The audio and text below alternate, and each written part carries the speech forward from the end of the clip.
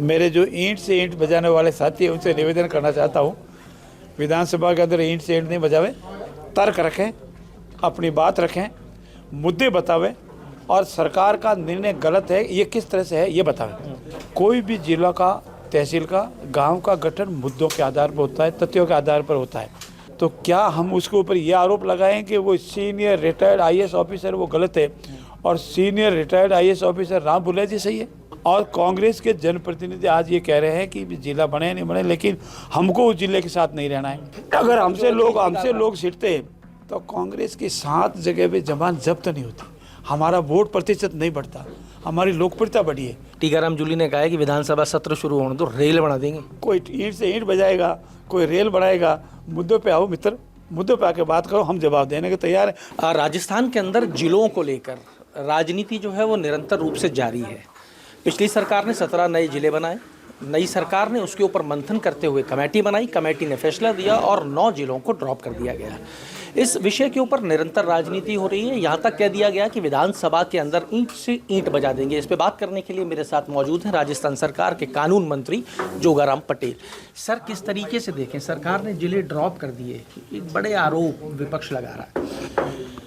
सबसे पहले तो मैं आपकी मार्फत मेरे जो ईंट से ईंट बजाने वाले साथी हैं उनसे निवेदन करना चाहता हूँ, विधानसभा के अंदर ईंट से ईंट नहीं बजावे, तर्क रखें, अपनी बात रखें, मुद्दे बतावें और सरकार का निर्णय गलत है ये किस तरह से है ये बतावें। जहाँ तक उनको ईंट से ईंट बजाने का है तो मेरा 3 दिन से मैं सुन रहा हूँ, कभी जिलों के लिए ईंट से ईंट बजा देते हैं, कभी नकल माफियाओं के लिए ईंट से ईंट बजा देते हैं, कभी जो हमारे इंग्लिश मीडियम में स्कूल बंद है उसके लिए ईंट से ईंट बजा देते हैं। लेकिन मेरा ये कहना है, कोई भी जिला का, तहसील का, गांव का गठन मुद्दों के आधार पर होता है, तथ्यों के आधार पर होता है और इसमें ऑल इंडिया लेवल की गाइडलाइंस भी है, राजस्थान की गाइडलाइंस भी है। जिलों का गठन इन्होंने पूर्ण रूप से गलत किया। अगर जिले सही थे, बनाने थे तो अपने प्रारंभ कार्यकाल में बनाते थे, प्रथम साल में बनाते थे। 1 साल का इंतजार का आरोप लगावे ये कहीं सही नहीं। फिर भी साहब आपने 1 साल क्यों लगा दिया? अगर आपको ये जिले ड्रॉप, हमने तुरंत, हमारा संकल्प था, हमने कोई सिपाही नहीं बात, हमारा संकल्प था कि हम समीक्षा करेंगे। तो क्या समीक्षा हुई है? देखिए, हमारी मंत्रिमंडल उप समिति बनी, उसने समीक्षा की। हमारी टेक्निक रूप से कहो या तकनीकी रूप से कहो या एक्सपर्ट को वो कमेटी बनी, उसने समीक्षा की। वो कमेटी भी साहब विपक्ष कह रहा है कि शक के घेरे में, क्योंकि ललित के पवार साहब तो बीजेपी ज्वाइन कर चुके हैं। अगर ललित के पवार साहब बीजेपी ज्वाइन कर चुके हैं तो क्या हम उसके ऊपर ये आरोप लगाएं कि वो सीनियर रिटायर्ड आईएएस ऑफिसर वो गलत है और senior retired IAS officer Ram Bulle ji सही है? क्या हम इतनी राजनीति, ओसी राजनीति बोले जाएंगे? एक इतने बड़े अधिकारी सेवानिवृत्त हो गए हैं लेकिन अपने जीवन के बहुत ब्रेन ऑफिसर रहे, उनको ऊपर भी आरोप लगा देंगे? ऐसे आरोप कांग्रेस का, जैसे मैंने अभी कहा, ये आदत पड़ गई, सिर्फ आरोप लगाना, भ्रम फैलाना, झूठ की दुकान चलाना, ये कांग्रेस का भ्रम है। हमने सभी मुद्दों की समीक्षा की। मुद्दों की समीक्षा करने के उपरांत अगर मैं उदाहरण के तौर पर ये दूँ, सांचौर जिला है, जिला उन्होंने बनाया, उसमें 4 तहसीलें शामिल है, जिसमें से 2 तहसील बागुला और रानीवाला, ये कह रहे हैं हमको उसको साथ नहीं रहना है। उन्होंने एजिटेशन किया, बिल मारना, आप याद रखो कितने दिन तक एजिटेशन चला। और कांग्रेस के जनप्रतिनिधि आज ये कह रहे हैं कि जिला बने नहीं बने, लेकिन हमको उस जिले के साथ नहीं रहना है। कह तो साहब अनूपगढ़ के लोग भी रहे हैं आपके लिए कि आपने अनूपगढ़ गलत खत्म कर दिया, वहाँ के लोग आपके मंडल अध्यक्ष इस्तीफा तक दे देते। हमारे मंडल अध्यक्ष को इस्तीफा नहीं है, हमारे वापिस हो गया। हाँ, हमारे लोग आकर के मुख्यमंत्री जी को धन्यवाद दे रहे हैं। आज धन्यवाद दिया है, रोजाना अलग अलग जिलों से लोग आते हैं। कुछ लोग कुछ कारणों से अगर नाराजगी से यह बताने करते हैं, उसका समाधान होगा। हमारे निर्णय जो है वो जनहित का निर्णय, और जनहित का कोई भी निर्णय लेने में यशस्वी मुखियालाल जी, भजनलाल जी की सरकार कभी नहीं हिचकिचाएगी। कठोर से कठोर निर्णय जो जनहित में है। संभागों को लेके भी बात चल रही है, चलो जिलों के लेके तो सब सीमाएं थी, सारी चीज़ें थी, आपने ध्यान रखा, कमेटी की सिफारिशों की बात की, संभाग आपने खत्म कर दिए, 3 संभाग खत्म कर दिए गए। बांसवाड़ा आज जिसको आवश्यकता है, दूरियां बहुत हैं, और राजस्थान में ज्योग्राफिकली अगर आप देखेंगे, आप भी जहाँ से आते हैं वहाँ भी एक जगह से दूसरी जगह जाने में बहुत समय लगता है, दूरियां बहुत हैं, तो क्या वो संभाग नहीं रखा जा सकता था? आपके प्रश्न का जवाब ये है कि पाली और जोधपुर के बीच में 70 किलोमीटर की दूरी है। पाली जोधपुर के बाकी सब धीरे फिर सब सुनना तो पड़ा। पाली और जोधपुर के बीच में 70 किलोमीटर की दूरी है। क्या 70 किलोमीटर में भी संभाग होते हैं?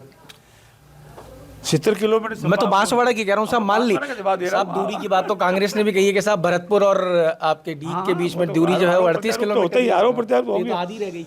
बांसवाड़ा, पाली हो या और कोई संभाग हो, उनकी भी पूर्ण रूप से समीक्षा की गई है। देखिए, कोई संभाग हो या जिला हो, उसके लिए 5-6 बातें ध्यान रखनी पड़ती है। उसमें कितनी तहसीलें हैं, उसमें हमारे सरकारी में लवाजमा हमारे पास उपलब्ध है कि नहीं है, हमारे पास सरकारी लवाजमा के जितने दूसरे विभाग है उनके सारे अधिकारी कर्मचारी हमारे पास है कि नहीं है, इतना आर्थिक भाग अभी तुरंत हम वहन करने की स्थिति में है कि नहीं है, इन सब के आधार कोई जनहित में कोई काम हो रहा है कि नहीं हो रहा है, इन सब की समीक्षा के उपरांत चाहे जिले हो संभाग हो, हमने ये पाया कि अभी इसकी आवश्यकता नहीं है, इसीलिए हमने माना है भविष्य में अगर जरूरत पड़ेगी तो और विचार करेंगे। नए जिले बनाने में, नए संभाग बनाने में पैसा भी लगता है। अभी सरकार ने ये माना कि अभी जरूरत नहीं है। क्या भविष्य में आने वाले समय के अंदर, आप सत्ता में हो, लंबा समय आपके सामने बाकी है, क्या भविष्य के अंदर हो सकता है कि राजस्थान की आवश्यकताओं को देखते हुए और आपके जेब भी थोड़ी सी गर्म हो तो उस वक्त संभावनाएं निकल के आ सकती हैं? क्या आ सकती है? इस संसार में nothing is impossible, you know, nothing is impossible.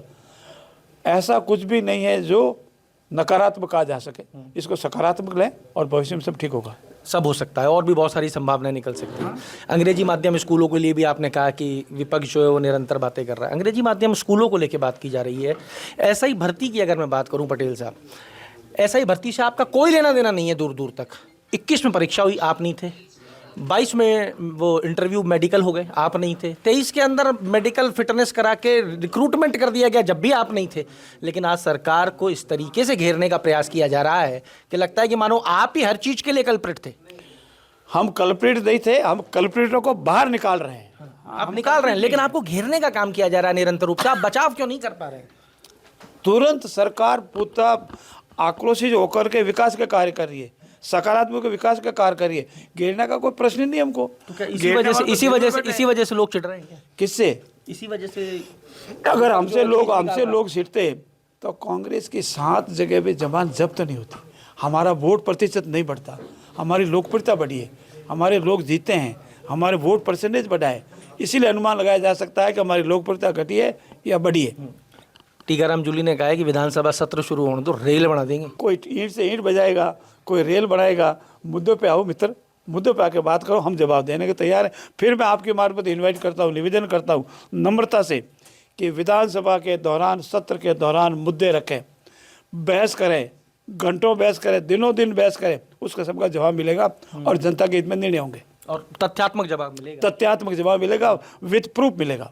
ठीक है साहब। तो साहब, तथ्यात्मक जवाब देने के लिए सरकार तैयार है। सरकार कह रही है कि जवाब देंगे, आइए विधानसभा में बहस कर लेते हैं। बहस करेंगे तो चीज़ें नहीं निकल के आएंगी और कोई भी चीज़ इम्पॉसिबल नहीं है।